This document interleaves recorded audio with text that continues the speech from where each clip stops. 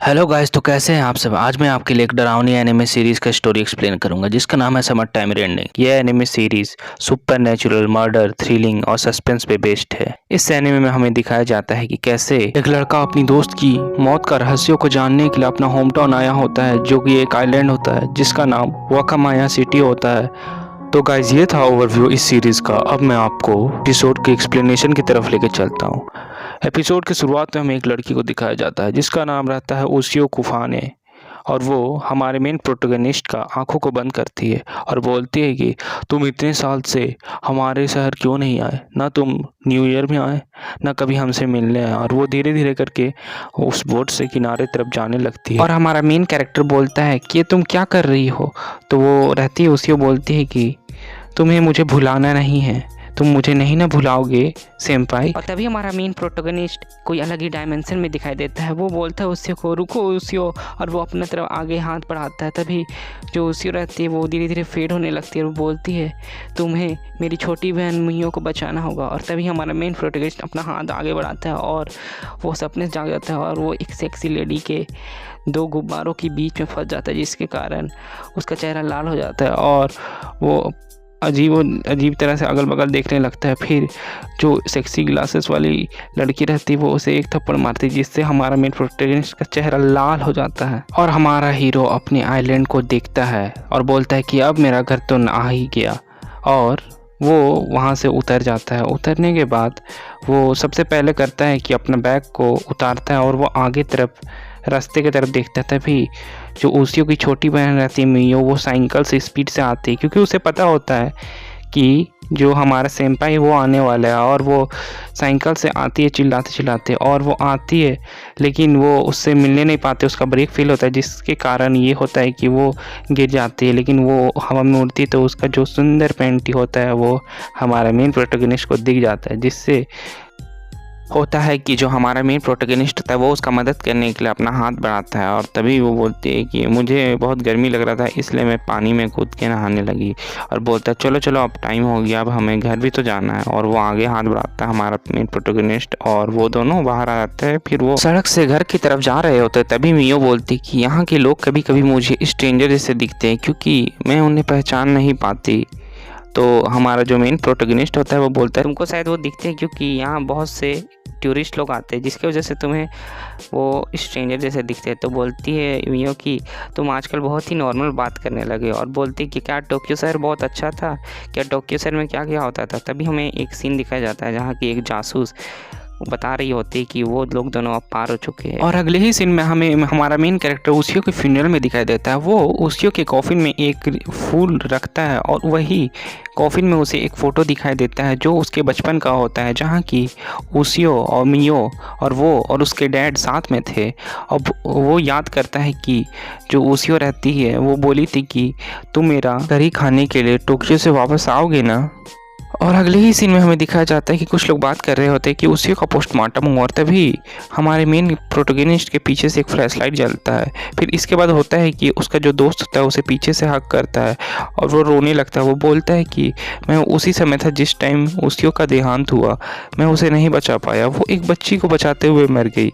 और तभी जो हमारा मेन प्रोटोगनिस्ट होता है वो बोलता है कोई बात नहीं, हमें उसियो का आखिरी अलविदा देना होगा। और तभी हमें दिखाया जाता है कि वहाँ पे प्रीस्ट आ जाते हैं। प्रीस्ट आने के बाद ये होता है कि सब कोई हॉलवे में आ जाते हैं। उसके बाद हमारा जो मेन प्रोटोगनिस्ट का दोस्त होता है वो बोलता है कि जिस बच्ची को उसियो ने बचाया था वो बच्ची वही है, वो अब तक कुछ नहीं बोली, शायद वो शौक की वजह से कुछ नहीं बोल रही है।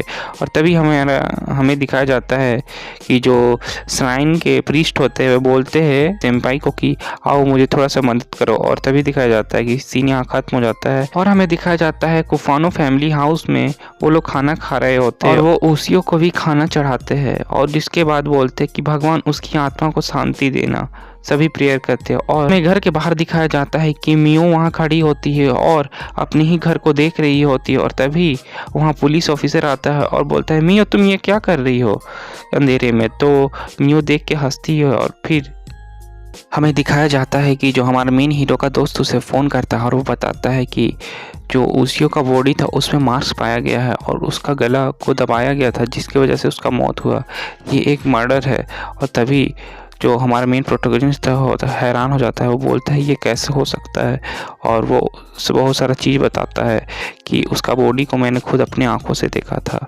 और जो मेरे पापा है वो अभी तक उसका ऑटोप्सी नहीं किया है, बल्कि ये रूमर्स फैल गया है कि उसका ऑटोप्सी हुआ है, लेकिन उसका ऑटोप्सी नहीं हुआ है। और तभी हमें दिखाया जाता है कि हमारे मेन हीरो के दरवाजे में मियो आती है और बोलती है कि ये उसियो का लास्ट पेंडेंट था जो उसके पास मिला था, और मैं अब तुम्हें ये दे रहा हूँ, अब ये तुम्हारा है।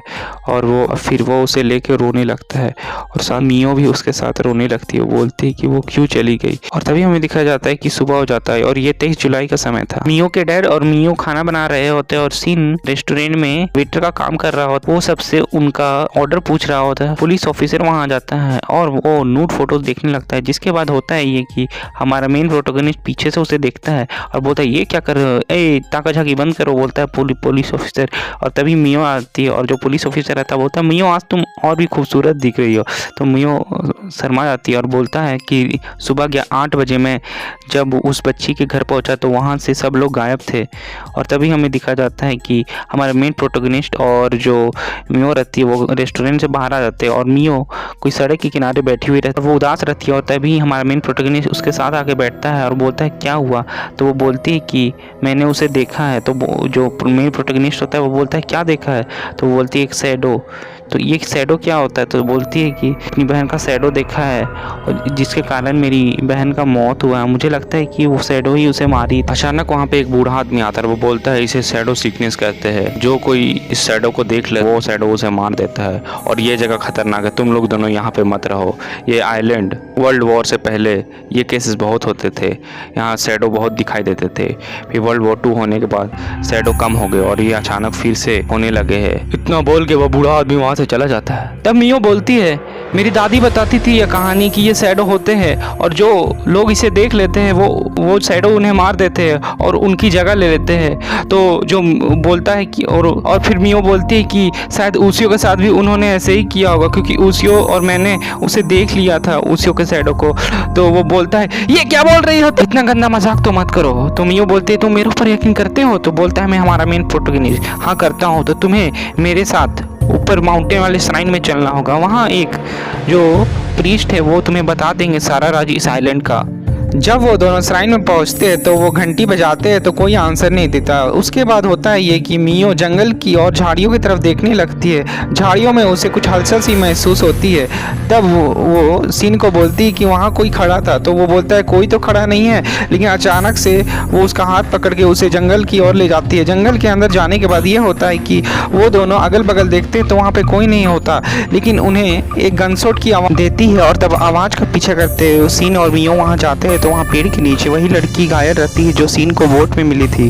तब मियो बोलती कि मैं मदद लाने टाउन जा रही हूँ, और जब सीन पूछता है ये तुम्हें गोली किसने, और वो घायल लड़की बोलती है सीन अपने तुम पीछे देखो। और जब सीन पीछे देखता है तो वो देखता है कि हूबहू मियो जैसी एक लड़की सीन को कब्जे में लेके अपनी बंदूक से उसे मार देती है गोली उसके सिर में। फिर होता है ये कि वो सीन को भी गोली मार देती, लेकिन किसी कारण सीन जिंदा हो जाता है। वो अपने आप को बोट में फिर से पाता है, और हमें पता चलता है कि सीन टाइम ट्रैवलिंग करके पीछे समय में आ चुका है, और बूम एपिसोड यहीं खत्म हो जाता है। मेरे चैनल को लाइक एंड सब्सक्राइब करना ना भूलिएगा।